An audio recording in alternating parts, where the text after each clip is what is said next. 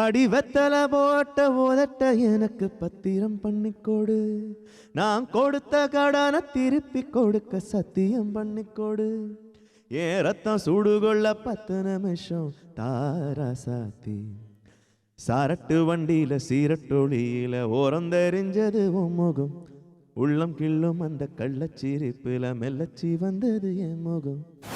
தீக்குருவியாய் தீங்கனீனை தீக்கைகள் தீஞ்சுவைன தீப்பொழுதில் தீண்டுகிறாய் தந்திரனே. தீக்குருவியாய் தீங்கனீனை தீக்கைகள் தீஞ்சுவைன தீப்பொழுதில் தீண்டுகிறாய் தந்திரனே. பூமந்திர தேன் தூவுகிறாய்.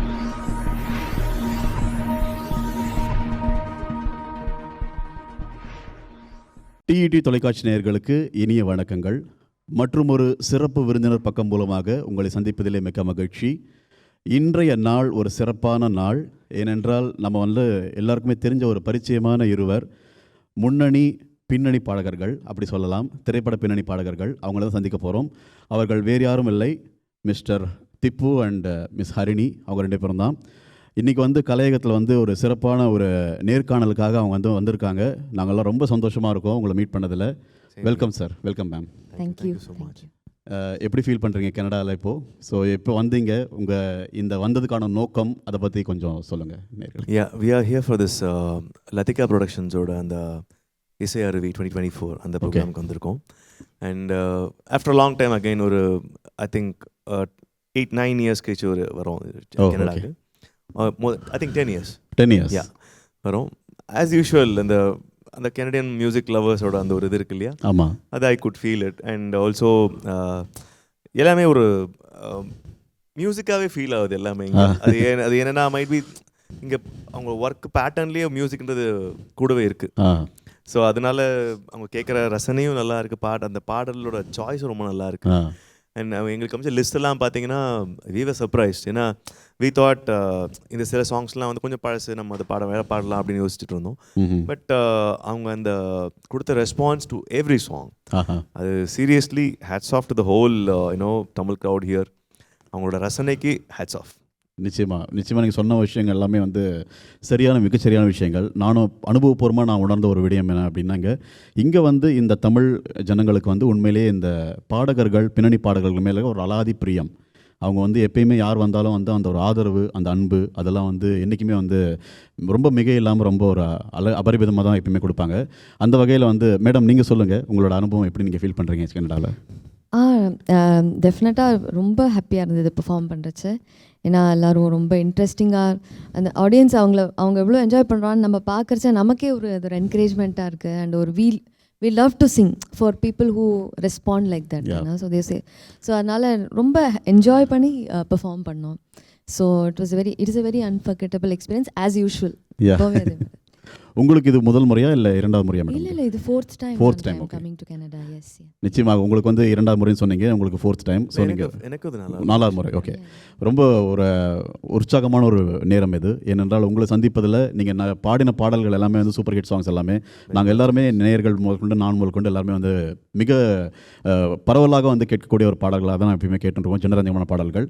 மிக்க நன்றி உங்களை சந்தித்ததில். இப்போ ஒரு சில கேள்விகள் நேயர்கள் சார்பாக நான் கேட்க விரும்புகிறேன். இந்த இசை பாடுறது, இந்த பிளேபேக் சிங்கிங் அப்படின்ற ஒரு விஷயம், இது ஒரு தாக்கமா அல்லது உங்களுடைய வாழ்க்கை கனவா? ஃபர்ஸ்ட் ஆஃப் ஆல் உண்மையை சொல்லணும்னா சர்வைவல். தாக்கம்ன்றது மியூசிக்ன்றது முன்னாடி சொன்ன மாதிரி எல்லாருக்கும் பிடிச்ச ஒரு விஷயம். இதை நான் ப்ரொஃபஷனாக எடுத்துக்க போகிறேன்னு யோசிக்கிறச்சே I was little my parents I can say. ஏன்னா பிகாஸ் அவங்களோட ஒரு இன்செக்யூரிட்டி சப்போஸ் நாளைக்கு இது கிடைக்கல அப்படின்னா என்னோட லைஃப் என்ன ஆகும். ஆனால் எனக்கு ஒரே ஆப்ஷன் தான் இருந்தது. எப்படின்னா either I should shine and take care of my family, or I have to just வேறு ஏதாவது ஸ்விட்ச் ஓவர் பண்ணி வேறு ஏதாவது. ஏன்னா I was playing cricket also. And படித்தே ஆகணும், ஏன்னா மிடில் கிளாஸ் மைண்ட் செட் தானே. ஸோ படித்தே ஆகணும், படித்து அதில் வரதான் சர்வைவல் அப்படி இருந்தது. And fortunately by God's grace எனக்கு ரஹ்மான்ஸரோட இன்ட்ரோ கிடச்சிது through mister Srinivas, playback singer Srinivas. So அப்படியே ஊரது Deva sir, Vidyasagar sir and Harris sir. So இவங்க எல்லாரோட ஒரு இது கிடச்சி எல்லாருக்கும் பெரிய படங்களில் பாடக்கூடிய ஒரு வாய்ப்பு கிடச்சிது. அண்ட் உண்மையாக சொல்லலாம், ஒரு விபத்துன்னு சொல்ல முடியாது. பட் ஆனால் எனக்கு வந்து கிரிக்கெட் ஆடுறச்சு எனக்கு கண்ணில் அடிபட்டது. ஓஹோ. So I was taking a break. Okay. அந்த 1995 ஓகே. அந்த பிரேக் தான் மியூசிக் என்ன ட்ரைவ் பண்ணிட்டு. ஓகே. ஆனால் பேரலாக பார்த்தீங்கன்னா அதே என் ப்ரொஃபஷனாகவும் ஆகிடுது by God's grace. Yeah. Okay madam, உங்களுடைய ஒப்பீனியன் இந்த விஷயத்தை பற்றி? ஆக்சுவலி நான் இது வந்து மியூசிக் வந்து எனக்கு இஸ் பேஷன். லைக் நான் I started learning from very young age. So வந்து ஒரு கர்நாடிக் மியூசிக் தான் கற்றுக்கிட்டேன். அது ஏஜ் ஆஃப் 4லேருந்தே கற்றுக்க ஆரம்பிச்சிட்டேன். ஸோ அதனால் I had a dream of becoming a big classical Carnatic singer. But playback சிங்கிங்கில் இட் வாஸ் அன் ஆக்சிடென்ட் தான் சொல்லணும். So I never expected. நான் வந்து எக்ஸ்பெக்ட் பண்ணாமல் ஒரு காம்படிஷனில் பாடி அதில் வந்து ரஹ்மான் சார் வந்து சீஃப் கெஸ்ட்டாக வந்து வாய்ஸ் கேட்டு then he like the voice and அவரோட ஸ்டுடியோவில் வந்து ரெக்கார்ட் பண்ணோம் சாங்ஸு. அப்படி கிடச்சது தான் playback singing opportunity. But I always had the dream of being a singer. எனக்கு வேற ஒரு ப்ரொஃபஷன் நான் ஃபர்ஸ்ட்லேருந்தே I never thought about it. Very nice ma'am, very nice to hear that. இன்னும் நீங்கள் சொன்ன ஒரு விஷயத்துலேருந்து ஒரு கேள்வி ஒன்று கேட்கலான்னு இருக்கேன். இப்போ கர்நாடிக் கற்றுக்கிறது அப்படின்றது எல்லோரும் வந்து ஒரு கர்நாடக துறையில் வந்து நம்ம பாடணும், நல்லா ஷைன் பண்ணணும் அப்படின்றதுக்காக கற்றுப்பாங்க. அது எந்த அளவுக்கு வந்து ரெலவெண்ட் சினி சிங்கிங் மியூசிக்கில் உங்களோட பாயிண்ட் ஆஃப் வியூலேருந்து? இல்லை, சினிமாவில் வந்து கர்நாடிக் எப்படி ஹெல்ப் பண்ணும் அப்படின்னா ஒரே விஷயந்தான், நம்ம டக்குன்னு ஒரு மெலடியை புரிஞ்சுக்க முடியும். அண்ட் அதோட இன்டர்பிரிட்டேஷன் வந்து இப்போது ஃபார் சம் கம்போசர்ஸ் நம்ம வந்து ஒரு ஸ்ட்ரக்சர் கொடுத்துருவாங்க. அந்த ஸ்ட்ரக்சரை நம்ம இம்ப்ரோவைஸ் பண்ணணும். இம்ப்ரோவைஸ் பண்ணுறதுக்கு நம்ம சோர்ஸ் தேவை. ஓகே. அதுக்கு லேர்னிங் தேவை. Okay. Either it can be like இப்போ பாலோங்கெல்லாம் கற்றுக்கல, but again he could do justice to what he is doing, what he was doing. So அந்த ஒரு பெர்ஸ்பெக்டிவ்ல யோசிக்கிறச்சு கற்றுக்கிறது டெஃபினட்டாக நல்லது. ஆனால் ரொம்ப கற்றுண்டா நம்ம சினிமா பாட்டை கிளாசிக்கலாக பாட முடியும். So I have seen people that way getting ஒரு கிளாசிக்கல் கற்றுக்கணும் அப்படின்னு சொல்லிட்டு கிளாசிக்கல் சினிமாவில் வர முடியும் அப்படின்னு சொல்லிட்டு போயிட்டு ரொம்ப கிளாசிக்கலாக சினிமாக்குள்ள வர முடியாமல் போயிருக்காங்க. ஸோ அதுவும் இருக்கு. But you should know to strike the right card the right time. இது எனக்கு வருது, நான் இதை வரதை எப்படி நான் யூஸ் பண்ண முடியும். சினிமேட்டிக்காக இருக்கணும், அட் த சேம் டைம் எக்ஸ்பிரசிவாக இருக்கணும், மியூசிக்கலாக கரெக்டாக இருக்கணும்.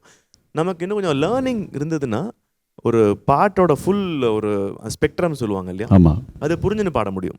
அது இருக்குது டெஃபினட்டாக. பட் நானும் வந்து வென் ஐ ஸ்டார்டட் நான் வந்து ரொம்ப ஃபுல் ஃப்ளெஜ் கிளாசிக்கல்லாம் கற்றுக்கல. அண்ட் கற்றுக்கணும்னு ஆசைப்படுறச்சே வந்து என்னோடய சர்க்கம்ஸ்டான்சஸ் அப்போ வந்து என்னென்னா ஃபினான்ஸுன்றது ஒரு ரொம்ப இம்பார்ட்டண்ட்டாக ஒரு சோர்ஸாக தேவையாக இருந்தது. ஸோ எனக்கு ஃபேமிலி அண்ட் ஆல்சோ மியூசிக்னு வரைச்சே நான் அதை ப்ராப்பராக ரெண்டுத்தையும் பேலன்ஸ் பண்ண முடிஞ்சது. லேர்னிங்னு வந்து எனக்கு பிகினிங்கில் அப்போ முடியல. Then later I started slowly and இப்போவும் still we are learning actually. Okay. வாழ்க்கையே வந்து ஒரு கற்றுக்கிற விஷயம், எல்லாமே வந்து ஒரு ப்ராக்டிசிங் போல. தத்துவம் இன் ஜென்ரல் வந்து நம்ம எது தெரிஞ்சுன்னு பண்ணுறச்சு அதோட வேல்யூ வேறு. ஆமாம், நிச்சயமாக உங்களுடைய கருத்துக்கள் எல்லாமே வந்து எல்லோருமே வந்து தெரிஞ்சிக்க வேண்டிய ஒரு விஷயம் அது. ஏன்னா வந்து எந்த அளவுக்கு ஒரு கர்நாடிக் கற்றுக்கிறதுன்றது ஒரு இம்பார்ட்டண்டான ஒரு விஷயம், எந்த அளவுக்கு அது ஃபெசிலிட்டேட் பண்ணும் சினி சிங்கிங் அப்படின்றது ஒரு தெரிஞ்சிக்க வேண்டிய விஷயம் நேர்கள். நீங்கள் சொல்லுங்கள் மேடம். இன்னும் ஒரு பாயிண்ட் என்னென்னா, லைக் கிளாசிக்கல் மியூசிக், கர்நாடிக் மியூசிக்கோ இல்லை ஹிந்துஸ்தானியோ இல்லை ஏதாவது ஒரு ஃபார்ம் ஆஃப் வோக்கல் அது கற்றுக்கிட்டோன்னா வாய்ஸ் வந்து உங்களுக்கு வந்து வாட் சே வாய்ஸோட டெக்ஸ்சர் வந்து இது பண்ணுறதுக்கு ஹெல்ப் பண்ணும் டெஃபினட்டாக. ஏன்னா அப்படியே ராவாக நம்ம வந்து பிளேபேக் சிங்கிங் பண்ண முடியாது. ஸோ எனி ட்ரைனிங் போனோம்னா any it can be any sort of music, but vocal training மாதிரி போனால் அந்த வாய்ஸ் வந்து உங்களுக்கு பிளேபேக் சிங்கிங்கோ இல்லை இதுக்கும் ஃப்ளெக்சிபிள் ஆகிறதுக்கு ஹெல்ப் பண்ணும். It is just like an exercise தானே. Like it makes the vocal cord stronger. So அதுக்கு டெஃபினட்டாக வந்து Carnatic music very wide, widest I can say. So அதனால் ஒன்ஸ் வி நோ தட் அது எனி ஃபார்ம் ஆஃப் மியூசிக் பாடுறதுக்கு voice வந்து ready ஆகிடும். ஆமாம். So in that way classical music, Carnatic music very helpful. நிச்சயமாக அது வந்து. அண்ட் ஒன் மோர் திங் என்னன்னா, டூ மச் ஆஃப் சிங்கிங் இருக்கு இல்லையா, அது லோக்கல் அப்யூஸ் சொல்லுவாங்க ஆக்சுவலி. ஓகே. அண்ட் அந்த மாதிரி பண்ணுறச்சேவும் என்னென்னா ஹேவ் சீன் அது பாலோங்களுக்கே ஆயிருக்கு. ஓகே. அவருக்கு வந்து வாய்ஸ் வோக்கல் கார்ட்ஸ் ப்ராப்ளம் வந்து வாய்ஸ் பாக்ஸ் வந்து they can he went in for அந்த ட்ரீட்மெண்ட்டுக்கு போனாங்க ஆக்சுவலாக. ஓகே. ஸோ அது வந்து பாலோங்கள் 24/7 பாடிட்டே இருப்பார். ஆமாம். அண்ட் அது ரொம்ப ஓவர் யூஸ் பண்ணதுனால அந்த வோக்கல் கார்ட்ஸ் இஷ்யூ வந்து மியூசிக்கலாக சொல்கிறச்சே ரொம்ப ஸ்ட்ரெயின் ஆகிடுச்சு. வாய்ஸில் வந்து அந்த ஒரு டெக்ஸ்சர் தொய்வு இருக்கும், தொய்வு இல்லை, அது டெக்ஸ்சர் மாறிடும். பட் அப்போ complete rest. Okay. Vocal abuse பண்ண மாட்டோம். ஓகே. அண்ட் கிளாசிக்கல் கற்றுக்கிறதா இருந்தாலும் யூ ஷுட் நோ என்னை பொறுத்த வரைக்கும் listening is much more safer then you know trying it out. ஏன்னா Okay. நம்ம நிறைய கேட்க என்னன்னா நமக்கு நாலேஜ் பெட்டர் ஆகிட்டே இருக்கும் கண்டிப்பாக. அதை நம்ம வோக்கலாக ப்ரெசென்ட் பண்ண வரைச்சே அதை நம்ம ஹவு டு டீல் வித் இட்னு ஒரு பேலன்ஸ் கிடச்சிரும். நம்ம பாடி தான் பார்க்கணும். ஒரு 100 தடவை ஒரு பாட்டு பாடினா என்ன ஆகும், மெலடி மைண்டில் உட்காந்துரும், ஈஸியாகிடும், ரொம்ப ஈஸியாக பாட வரும், எல்லாம் ஃபைன். ஆனால் த்ரோட்டோட அந்த ரெசனேட்டர் சொல்லுவாங்க இல்லையா, அது வந்து த மோர் இட் கெட்ஸ் ட்ரெயின்டுனா அவங்களோட வாய்ஸ் ட்ரெயின் ஆச்சுன்னா நிறைய கிராக் வரும். ஆமாம், அதெல்லாம் இருக்குது. ஓகே, நிச்சயமாக வந்து நேயர்களுக்கு குறிப்பாக வந்து தெரிஞ்சுக்க வேண்டிய விஷயம்னா, உங்களோட பிள்ளைகள் வந்து ரொம்ப ஆர்வமாக வந்து இந்த குறிப்பிட்ட அந்த நார்த் அமெரிக்கன் ரீஜனில் இந்த பிள்ளைகள் வந்து எப்படியாவது வந்து பாட்டு கற்றுக்கணும், நல்லா ஷைன் பண்ணணும் அப்படின்னு எல்லோருமே, எல்லா பேரண்ட்ஸுமே வந்து ரொம்ப ஒரு கல்ச்சரல் ஆஸ்பெக்டில் I feel like that's good. ஏன்னா எனி ஃபார்ம் ஆஃப் மியூசிக், ஆமாம், சிங்கிங் மட்டும் இல்லை, any form of music will help you. Because இப்போ இருக்கிற ஒரு ஸ்ட்ரெஸ்ஃபுல் லைஃப்பில் மார்னிங் 9 to 5 ஒர்க் பண்ணி, ஒரு 9 to 9 ஒர்க் பண்ணி இப்படி தான் இருக்காங்க எல்லாருமே. அண்ட் அவங்களுக்கு என்டர்டெயின்மெண்ட்ன்றது வந்து ஒரு செல்டம் இட் ஹேப்பன்ஸ். எப்போவாது நடந்தால் உண்டு, அப்படி ஆயிடுச்சு ஆக்சுவலாக. ஸோ என்னை பொறுத்த வரைக்கும் என்டர்டெயின்மெண்ட்ன்றது கூடவே இருக்கணும் இன் அ டே. அது நம்ம செல்ஃப் ஹாப்பினஸ் கிரியேட் பண்ணிக்கிறதுக்கு மியூசிக் ஒரு சோர்ஸாக இருக்கணும். நிச்சயமாக இது வந்து ஒரு மனதை ஒரு என்ன காயங்கள் இருந்தாலும் வந்து ஒரு ஆஸ்வாசப்படுத்துகின்ற ஒரு மீடியாவாக நம்ம வந்து பார்க்கலாம். மெடிடேஷன் நிச்சயமாக ஒரு நல்ல கருத்துக்கள், ரொம்ப வரவேற்கத்தக்க கருத்துக்கள், நிச்சயமாக நேயர்களுக்கு புரிஞ்சிருக்கும்னு நினைக்கிறேன் நான். இப்போ அடுத்த ஒரு கேள்வி என்னென்னா, நீங்கள் நிறைய பின்னணி பாடல்கள் வந்து நிறைய லாங்குவேஜில் பாடிருக்கீங்க. நாங்கள் எல்லாருக்குமே தெரியும், ரொம்ப பிரபலமான பாடகர் நீங்கள், எல்லாருக்கும் சொல்லணும்னு அவசியம் இல்லை. இருந்தாலும் உங்கள் சைட்லேருந்து நீங்கள் நிறைய லாங்குவேஜஸ் பாடிருக்கீங்க. ஸோ அந்த அனுபவங்களை பற்றி கொஞ்சம் நேயர்களுக்கு சொல்லுங்கள். டு பி ஸ்பெசிஃபிக், நான் வந்து have sung around some 12,800 songs still by God's grace. அதில் வந்து தமிழ் நிறையா, தெலுங்கு, கன்னடா, மலையாளம், ஹிந்தி, துளு, பெங்காலி, ஆல்மோஸ்ட் லைக் ஒரு 12 லாங்குவேஜ் பாடிட்டு இருக்கோம் ஸ்டில் பை காட்ஸ் கிரேஸ். இதில் எனக்கு தெரிஞ்ச விஷயம்னு சொல்கிறது எப்படின்னா, மியூசிக்கு லாங்குவேஜ் கிடையாது. கரெக்ட். எங்களுக்கு வந்து வி ஜஸ்ட் மைட் பி நாங்கள் மேலே ஒரு ஸ்கிரிப்டுக்கு வேணால் எழுதிக்கலாமே தவிர, மியூசிக்ன்றது வந்து எக்ஸ்பிரஷன் மட்டும்தான் என்னை பொறுத்த வரைக்கும். அந்த எக்ஸ்பிரஷனுக்கு உண்டான வார்த்தைக்கு மீனிங் தெரிஞ்சதுன்னா போகிறோம்.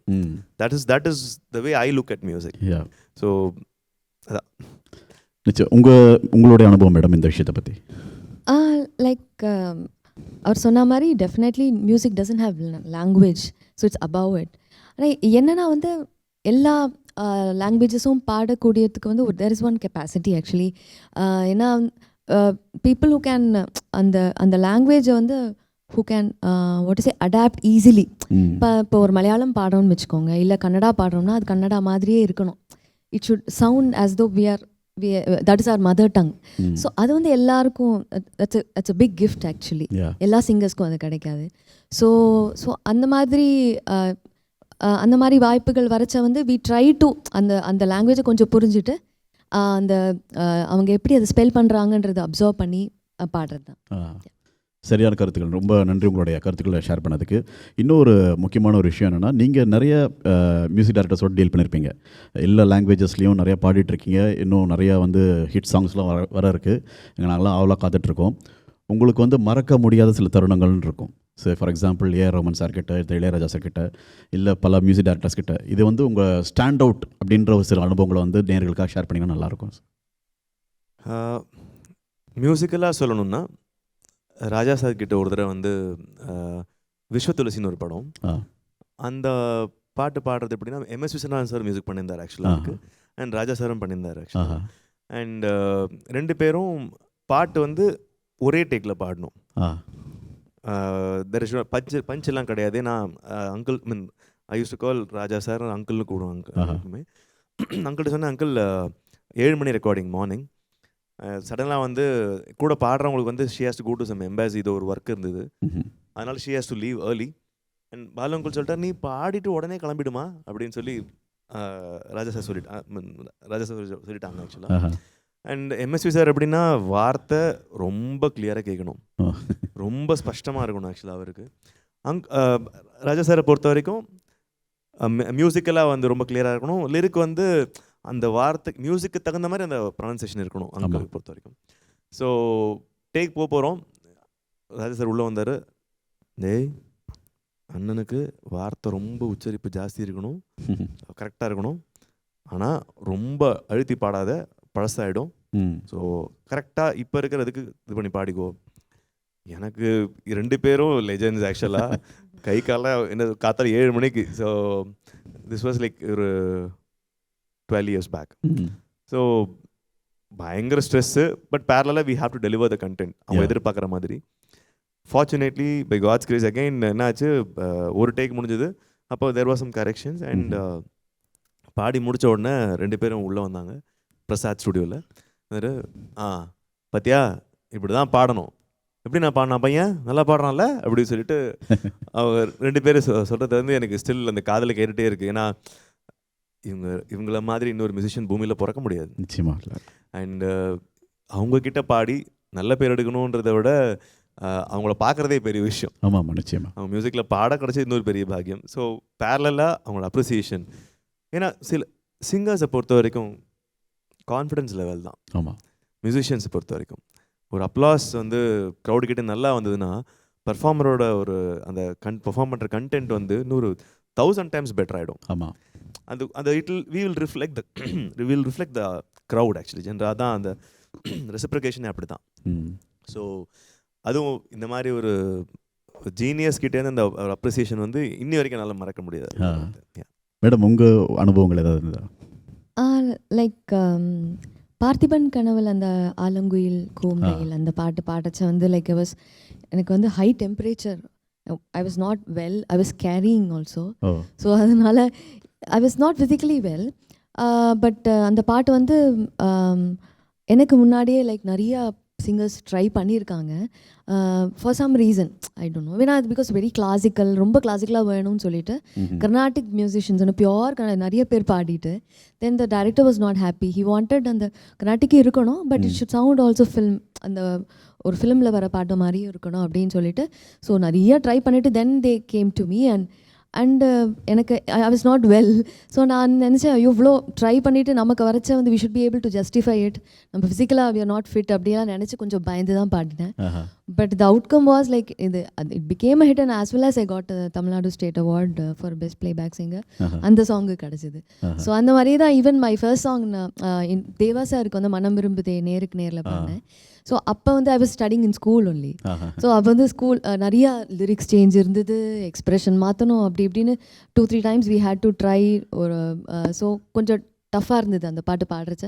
பட் ஃபைனலி அந்த பாட்டுக்கு I got Tamil Nadu state award when I was just 17 years old. So அதனால் எனக்கு மோஸ்ட் ஆஃப் த திங்ஸ் ரொம்ப காம்ப்ளிகேட்டாக அப்படின்னு நினைக்கிறதெல்லாம் finally it became a blessing for me.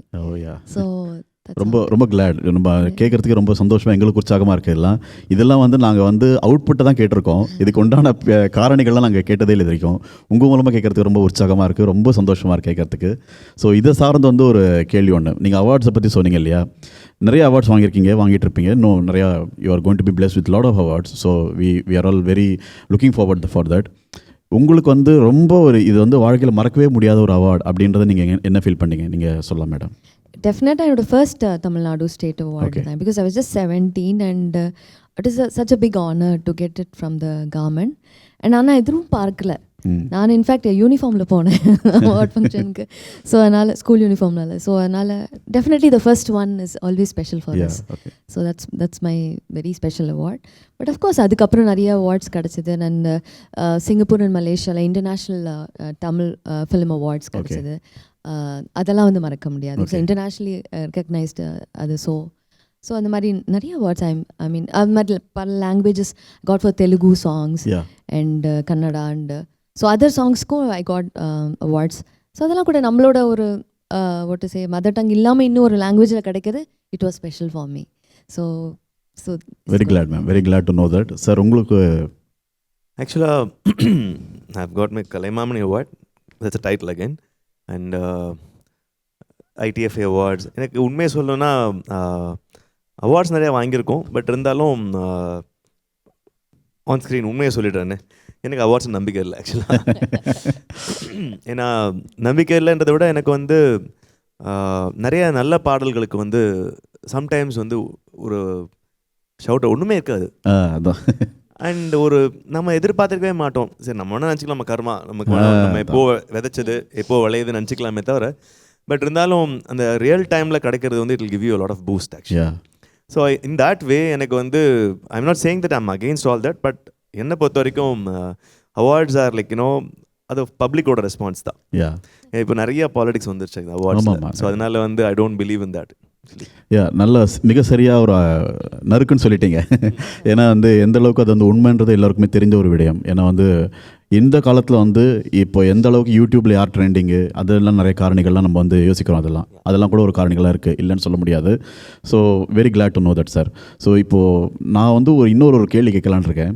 நீங்கள் நிறையா மியூசிக் டைரக்டர்ஸோடு டீல் பண்ணிட்டுருக்கீங்க. நாங்கள் பொதுவாக கேட்குற விஷயம், பரவலாக கேட்குற விஷயம் அப்படின்னா குறிப்பாக இளையராஜா சார், ஏஆர் ரஹ்மான் சார்லாம் வந்து ரெக்கார்டிங்கில் ரொம்ப கோவமாக இருப்பாங்க.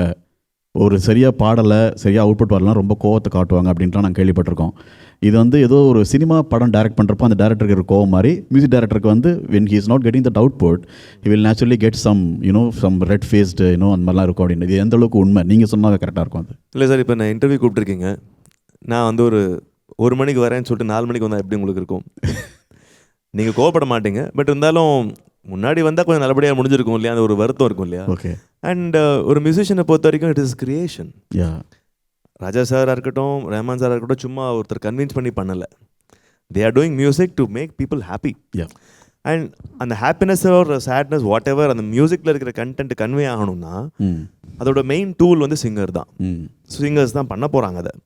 அண்ட் இவங்க அதை தப்பாக பண்ணாங்கன்னா அவங்களோட கோவத்தை நம்ம டெஸ்ட் பண்ணுற மாதிரி தானே. இப்போ நாங்களும் பாடியிருக்கோம், எங்ககிட்ட வந்து ஃபன்னியாக சம்டைம்ஸ் சம் இன்சிடென்ட்ஸ் ஆகுமே தவிர கோவப்பட்டது கிடையாது. தேல் சே ஏய் என்னடா டேய் கொஞ்சம் ஒழுங்காக பாடுறா அப்படின்னு சொல்லுவாங்க. Okay. And sometimes time delay ஆகிறச்சே வந்து சில இப்போது எனக்கு ஈஸியாக புரிகிற விஷயங்கள் வந்து உங்களுக்கு ரொம்ப கஷ்டமாக புரியும்.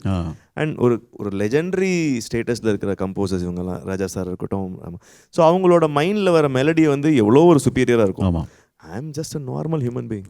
ஸோ நான் அந்த மெலடியை எனக்குள்ளே நான் வாங்கிட்டு நான் அதை ப்ரெசென்ட் பண்ணணும். ஸோ உங்களோட பிரைட்டஸ்ட் சைட்லேருந்து வர லைட் வந்து I have to reflect properly. நான் ஒரு டம்மி ஒரு ரிஃப்ளெக்ஷன் மெட்டீரியலே இல்லை வச்சுங்களேன், அதை நான் ஒழுங்காக பண்ண முடியாது இல்லையா.